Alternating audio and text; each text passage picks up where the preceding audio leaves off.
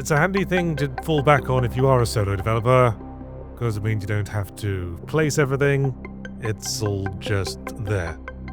But of course, it creates unique challenges of its own.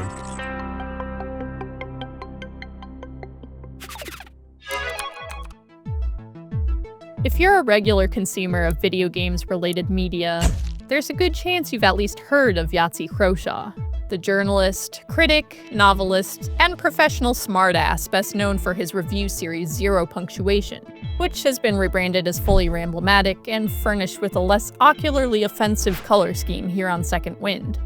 However, you might be surprised to learn that he's also released dozens of indie games, ranging in scope from the deranged little brain children of his 12 games in 12 months challenge to his most recent long-term commercial project called Starstruck Vagabond. For those who haven't tried it yet, Starstruck Vagabond is a story-driven work-life simulator built in the GameMaker engine, in which you play as a space captain who, after accidentally freezing themselves for 2,000 years, has awoken in an unfamiliar galaxy and must earn a living by odd-jobbing their way through space. You deliver packages, salvaged derelict ships, clean buildings, and more, all while building a crew of NPCs you can befriend and potentially romance. In short, it's similar to something like Stardew Valley, just with spaceship maintenance and cargo delivery rather than farming. I've always made a big thing out of what I call the post-dad game. Post-dad games. Post-dad games. About as post-dad as post-dad gets. Something that's like a zone-out work simulator, but with a twist of a narrative or sci-fi fantasy stroke horror theming. And that was basically the mindset going into this. I've played like space games and like work-based space games like Elite Dangerous or like Hard Space Shipbreaker. What I noticed about a lot of that sort of thing is that it's always arse-achingly realistic. And what I always liked about Harvest Moon and Stardew Valley is that it's not realistic. It's a simplified version of farming. You put stuff on the floor and you put water on it once a day. And I guess I wanted to take that same approach to other forms of work. Starstruck Vagabond takes place in a procedurally generated universe, which means most of the environmental elements are implemented using algorithms rather than manually inserted. As an example, let's take a look at the galaxy's vegetation, to see the forest for the trees, if you will. Although Yahtzee has only created 4 different trunk types and 4 different foliage types, each planet you travel to generates its own tree and trunk combo and randomizes the color, making Starstruck's celestial bodies feel like unique biomes. A few non-aesthetic factors are procedurally generated as well, which helps keep things interesting from a mechanical perspective. Some planets are inhabited by aliens that disrupt your workflow, and other planets don't have atmospheres, requiring you to wear a spacesuit with a finite oxygen supply and limiting the amount of time you have to get a job done. Using GameMaker to randomize subtle gameplay variants like these can offer players a range of experiences without forcing indie developers like Yahtzee to craft each one by hand. It's a handy thing to fall back on if you are a solo developer, because it means you don't have to place everything, it's all just there. But of course, it creates unique challenges of its own. A lot of them only really come up after the game comes out. I mean, if you haven't tested it extremely thoroughly. I did some testing, tokenly, but there's nothing quite like being released publicly worldwide for all the problems to suddenly emerge.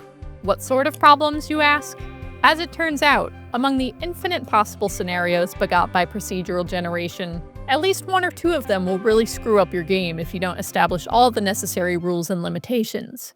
In one such instance, some inane terrain prevented a player from viewing the game's final cutscene. I got a very curious contact from someone saying, hey, I got to what I think is the end of the game, and the cutscene for like the final story scene happens, but it just holds on like an empty screen of a planet, and then nothing happens. The game just soft locks. I had no idea what could be causing that for this one specific person. So they were kind enough to supply me with a save file, so I loaded it up in my own version of the game, and sure enough, that scene starts and nothing happens.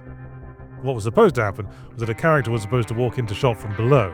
So I went into the code, set up so that the camera would scroll down to the bottom of the room, and sure enough the character was there, attempting to walk upwards with a dirty great rock in the way. Ah, a classic case of being caught between a rock and a soft lock. Ultimately, the solution to this issue was relatively straightforward. Yahtzee added some code that would erase all the objects from the immediate area whenever a story scene occurred on a procedurally generated planet. This applied to rocks and trees, easy to implement, as well as all the individual components of crashed ships that have a chance of spawning. A little less easy. Another dilemma Yahtzee encountered was some players losing quest items due to the assumption that they'd permanently remain in the spot they were set down. In reality, rather than keeping in memory the placement of every object, Starstruck Vagabond's randomized planets reset every time the player enters them, which means that precious cargo you left behind will no longer exist the next time you touch down.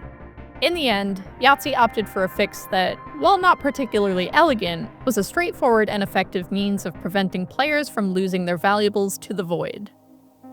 Maybe this was a cheap cop-out option that I took here, but all I did was just have the game stop you and say, hey, you forgot something, you still got crates on this planet. I know you just put them there for a second because you were rearranging stuff on your ship, but my code isn't sophisticated enough to take that into account. I suppose thinking about it, it would have been not too difficult to just keep in memory where important objects were rather than what every object on a planet was. If you had a quest item on your ship, you could have something in the code, keeping a list of important objects, exactly where they were. But hindsight is 2020. Why didn't I do that? Oh, damn. Game's been out for 2 years now, fuck. Oh well.